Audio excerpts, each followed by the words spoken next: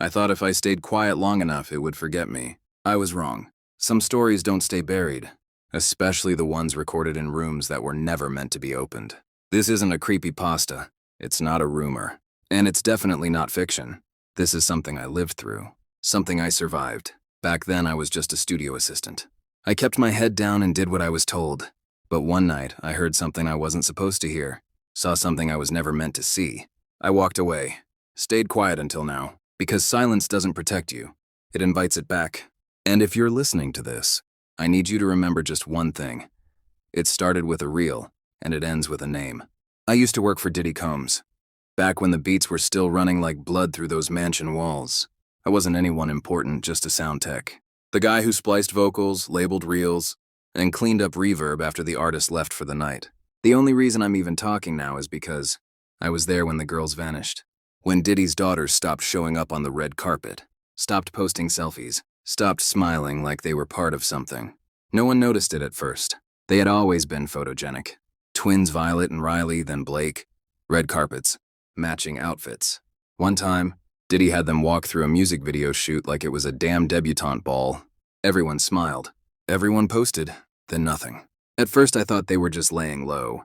The legal stuff was starting to swirl. Lawsuits, tabloids.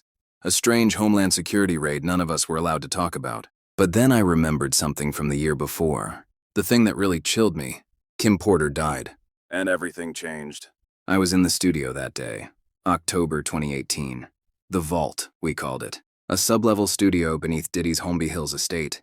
You had to punch in a code and go down 2 levels. The walls were 2 feet thick. No cell signal. Total sound isolation. That was where it lived. But I'm getting ahead of myself. That afternoon, I was cataloging old tape reels. Mostly stuff from the late 90s. I was splicing together some unused tracks when my phone buzzed on the desk. A missed call. Then a text from a session producer. Kim's dead. Found in bed. Pneumonia. They say pneumonia. Kim had been in the studio just 2 weeks earlier. Laughing and drinking. Alkaline water like she belonged on the cover of a fitness magazine.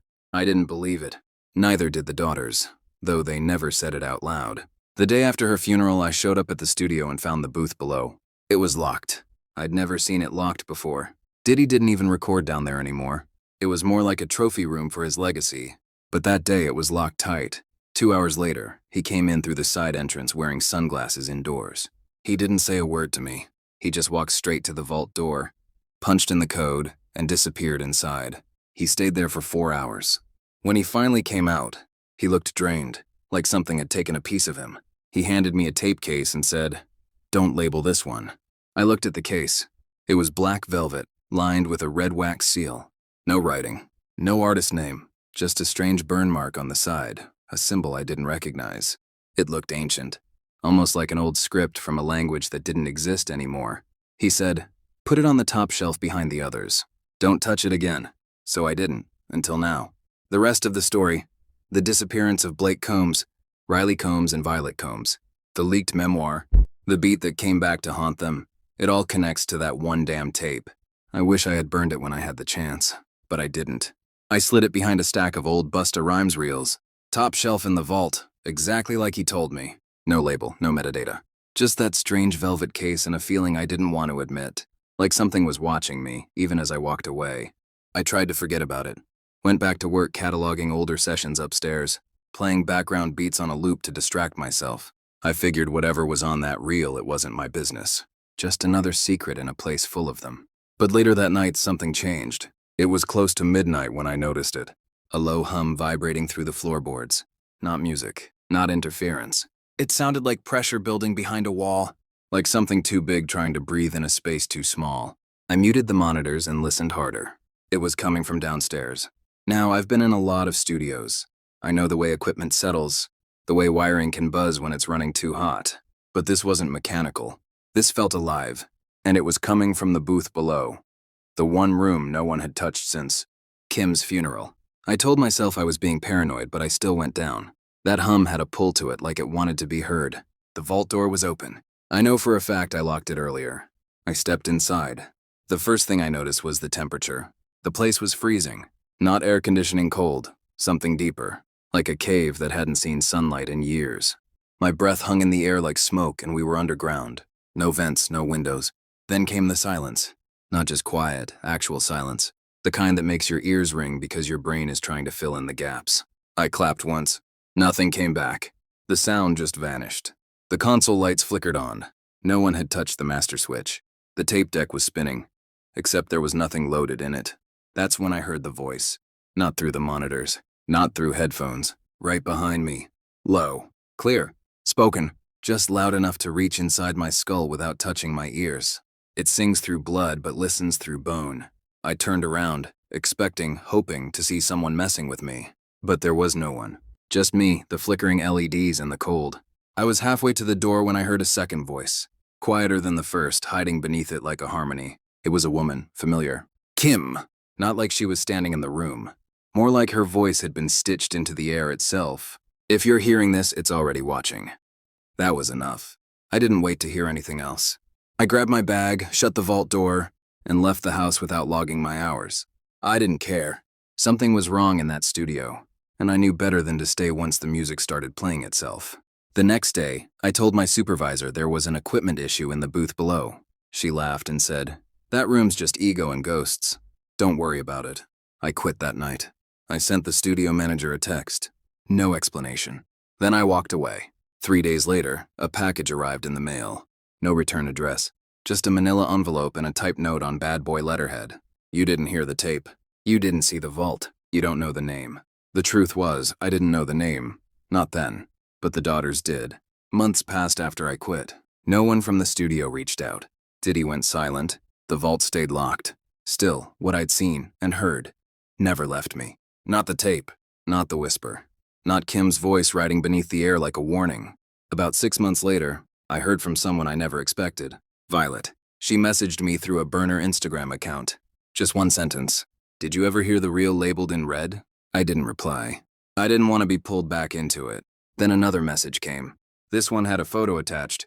It showed her mother's handwriting, a page torn from a notebook I'd never seen before. Written across the top in red ink, "They are taping over my memory." The rest of the page was fragmented. Frantic. Lyrics, names, half-rhymed warnings that didn't make sense at first. He doesn't write them anymore. My voice on tracks I never sang. I hear myself when I'm not awake. Something is copying me. The girls found the notebook hidden inside a hollowed-out medical dictionary at their mother's. Old place in Toluca Lake, Kim. Used to keep journals. Sketches of dreams, thoughts, things she remembered or imagined. Most of them felt like therapy, but this one didn't. This one read like a final record, like she was documenting something she couldn't explain before it erased her. Riley told me they found it after a dream. The same dream. All three of them. The same night. A door beneath the house. Fog spilling out through the keyhole. Their mother's voice humming something backwards. That was when they started looking. Inside the journal was a reference to something called the booth below. They had never heard that name before. That's why they went back to the studio. That's why they opened a room that was never meant to be opened again. And that's when the tape finally learned their names. That's why they reached out to me. I told them what I saw. I told them about the hum, the reel, the freezing air, and the whisper that wasn't mine. Blake was quiet the entire time. Then she said, "It wasn't just hers. It's trying to finish the track." I didn't ask what she meant. I didn't have to. The next week, they found a Dropbox file linked in an anonymous email. No sender information. Inside was a digital copy of something that called itself a memoir. It was titled The Booth Below by Kimberly Porter. Page after page of distorted memory. The same handwriting as the notebook, but different this time. Choppier. Unstable. Entire. Paragraphs where words repeated like loops. Sentences overwritten, like someone had typed on top of her. And scattered throughout were bolded phrases. "Do not sing what you don't remember. The booth is not a room. Fame is a choir. The choir must bleed." Then came page 66. Red ink, all caps, written across the entire page. It speaks in rhythm. It lies in lyrics. "Do not sing." They didn't know what to do. They were scared, but already too deep to stop. They started playing old voicemails their mom had left. Dozens of them. Birthday messages. Little singing reminders. Notes about school stuff. But one stood out. It wasn't her style. Too formal. Too final. It was labeled for them. In it, Kim's voice was shaky. Not panicked, just tired. Like someone who'd been looking over her shoulder for too long. If I don't make it, I didn't die of sickness. I was quieted.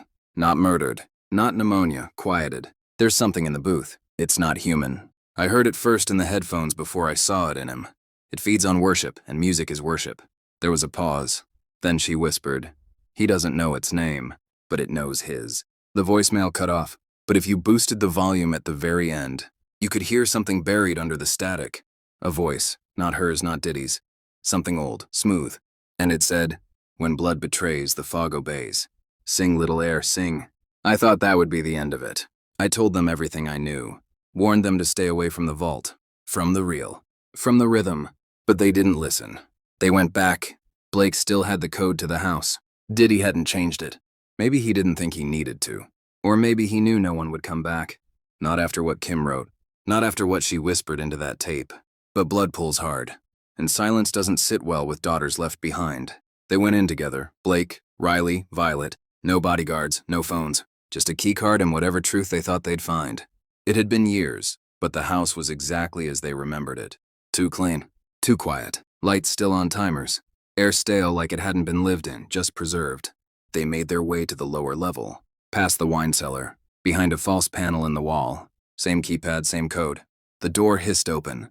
The booth below hadn't aged a day, but it had changed. The second they stepped inside, the air turned thick, the kind of heavy you don't feel in your lungs. You feel it in your teeth. A low hum trembled through the console desk. Just soft enough to mistake for your own heartbeat. The room smelled like copper and dust. The foam soundproofing on the walls had started to peel, revealing scratches underneath, symbols they didn't recognize, patterns that almost looked like fingerprints dragged through ash. On the center console sat a reel, already loaded. Beneath it, a tape recorder waited. Riley reached for it first. They didn't speak. They didn't need to. They were already listening. The booth didn't need permission to start anymore. They hit play and the fog rolled in. It wasn't just mist. It moved like it knew the shape of the room, curling through cables, wrapping around mic stands, slithering across the soundboard like it was looking for something. Then came the beat. Not music, not drums. A pulse, steady, deep, wet, like a heart buried too deep in the walls. Then the voice, not whispered, not hidden, spoken clear and close, like someone leaning into a mic just inches from your ear. One made the deal. One kept the beat. One tried to run, but fog has feet. The girls froze. The console lights flickered once, then again. Meters jumped, bouncing with no input. Then the voice spoke again. She sang too loud, so we turned the mic toward her blood. The fog rose higher. Riley backed toward the door, but it had already sealed shut. Blake grabbed the reel, but the tape had started spinning backward, dragging sound through the speakers like it was unmaking a song instead of playing one. Violet was the first to understand. She stepped toward the center of the room, calm, focused, like she remembered something the others didn't. And the voice, smooth and deep, layered like 10 throats speaking at once, said, 3 inherit, 1 must pay, 1 forgets, 1 fades away, 1 will carry all the blame. The quiet air shall wear the name. It laughed then, a chuckle with no breath behind it, just reverb, endless. And then the fog poured into the speakers. Not sound, not air, memory. They saw their mother again, sitting at the console. Eyes glassy, speaking lyrics she never wrote, singing in languages no one taught her, humming lullabies in reverse. It fed on him. It fed on me. It wants the next. It wants all 3. I never found out how they got out of that room. Only that they did, but none of them have spoken publicly since. No red carpets, no posts, no mentions of their father. It's like they were written out of the story, erased. But I know what they heard. And I know what name finally revealed itself at the end of that tape. I don't know what the girls did after that track dropped. No one does. They disappeared again, this time without a trace. All of them. No more anonymous uploads. No interviews. No sightings. Just silence. The world moved on, as it always does. But some of us never stopped listening. A few months later, I got a call from someone who used to work housekeeping at the Combs estate told me about it. She hadn't been inside the place since the raids. But the property manager had let her do one final walkthrough. He told her to clean the studio, prep it for sale. She didn't make it past the 2nd floor. She said she heard humming coming from the basement. Not through speakers, but through the walls. A low, slow tune, almost like a lullaby played backward. She didn't go down. She quit the next day. I couldn't help myself. I told myself I was just going to drive by. Just one more time. Curiosity, nothing more. But the house was unlocked. The front door was open, like it was expecting someone. I stood there for a long time, hand on the doorknob before I stepped inside. The place was stripped, furniture gone, drapes drawn. It still smelled like air freshener and regret. But the vault was humming. I don't even remember walking to it. I just remember being there, my hand hovering over the keypad like I'd never stopped working at that house. The door creaked open, slow and heavy. The booth below hadn't changed, but it felt different, colder, stiller, like even the fog had stopped breathing. There was no tape this time, no whisper, no humming reel, just a note on the console, a torn piece of red notebook paper. 3 words. She chose silence. Underneath it was a reel I hadn't seen before, smaller than the others. No markings, I took it. I brought it home, and for days I didn't touch it. But then one night I couldn't sleep. The hum was back in my ears, the same pulse from the booth. So I loaded the reel into an old analog deck and pressed play. It didn't start with a beat. It started with a breath, then a voice, soft, female, familiar. It was Blake. She sounded older, worn down. "If you're hearing this," she said, "it means I'm the only one left." There was a pause, then static. Riley stopped speaking the day we left. Not because she was scared, because she was told to. Violet, I don't know. I think she stayed. I think it needed someone. Another pause. The sound of shuffling. Her voice dropped lower. It gave us a choice. Sing or disappear. Mom tried to warn us, but it wasn't her voice on that last track. It was something else. Something that lives in rhythm. It doesn't kill. It rewrites. That's what it is. That's what it does. The tape hissed again. Then the voice came. Not Blake. Not Kim. That voice. The one from the booth. The one that speaks like it remembers the first sound ever made. It didn't yell. It didn't demand. It just stated, "You are the air," the final verse. To speak the name, you must rehearse. The reel cut out. I sat there frozen. But the name, it lingered in the static. I didn't want to say it, but I heard it. Not with my ears. With something older, something in my bones. And when I whispered it, not aloud, just in my mind, the power went out in my building. I don't even know if I should write this, but the name was Bal. And the booth was never a studio. It was an altar, a contract, a mouth waiting to be fed. And silence? Silence was the only thing it couldn't record. It wasn't just a studio. It wasn't just a room where music was made. It was a mouth, a memory, a contract. And when it's quiet, when the reels stop spinning, that's not peace. That's hunger. I know now why she died. I know what he fed it, and I know what it's waiting for next. They called it a studio, but it was something else entirely. It was Diddy's vault,